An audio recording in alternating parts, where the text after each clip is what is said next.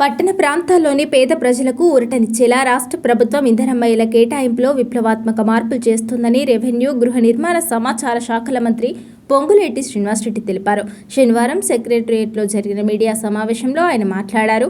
పేదలు నివాసం ఉండే ప్రాంతాలకు, వారి జీవనోపాధి కేంద్రాలకు సమీపంలోనే ఇందిరమ్మ ఇళ్లను నిర్మించి ఇస్తామని స్పష్టం చేశారు. గత ప్రభుత్వం ఎన్నికలకు ముందు ఖరారు చేసిన 38,000 ఇళ్లపై నిర్వహించిన శాస్త్రీయ సర్వేలో సంచలన విషయాలు వెలుగు చూశాయని మంత్రి పేర్కొన్నారు. హైదరాబాద్లోని పేదలకు 25 కిలోమీటర్ల దూరంలో ఇల్లు ఇవ్వడం వల్ల దాదాపు 16,000 మంది ఆ ఇళ్లలో చేరలేదని, కొందరు కిరాయికి ఇచ్చుకున్నారని సర్వేలో తేలింది.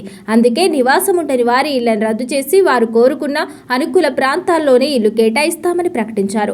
అలాగే శిథిలావస్థకు చేరిన బాంబే NRJAMS కాలనీల స్థానంలో కొత్త ఇళ్లను నిర్మిస్తామన్నారు. రాష్ట్ర వ్యాప్తంగా మొదటి విడతలో 1.32 లక్షల ఇందిరమ్మ ఇళ్ల నిర్మాణం విజయవంతంగా పూర్తయిందని, జూన్ 2వ తేదీ నుంచి 2వ విడతను ప్రారంభించనున్నట్లు మంత్రి పొంగులేటి వెల్లడించారు. ఉమ్మడి కుటుంబాల ఆర్థిక స్థితిగతులను పరిగణలోకి తీసుకుని తక్కువ స్థలం ఉన్నవారు ఇప్పటికే ఉన్న ఇంటిపై పై అంతస్తుగా ఇందిరమ్మ ఇంటిని నిర్మించుకునే వెసులుబాటును పరిశీలిస్తున్నామన్నారు.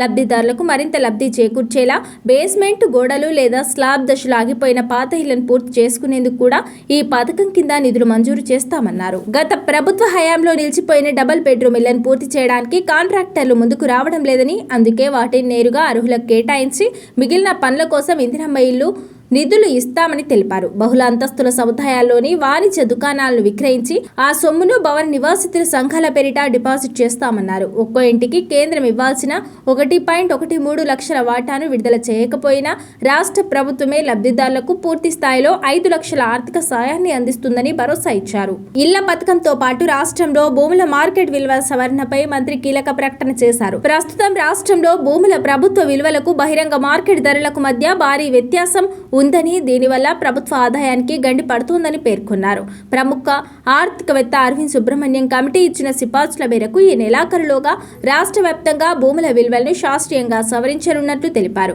ముఖ్యంగా హైదరాబాద్ బాహ్య వలయ రహదారి పరిధి లోపల ఉన్న భూములకు విపరీతమైన డిమాండ్ ఉన్న నేపథ్యంలో ఓఆర్ఆర్ లోపల ఎకరా ప్రభుత్వ కనిష్ట విలువను 15 లక్షలుగా నిర్ధారించబోతున్నట్లు మంత్రి పొంగులేటి శ్రీనివాసరెడ్డి స్పష్టం చేశారు.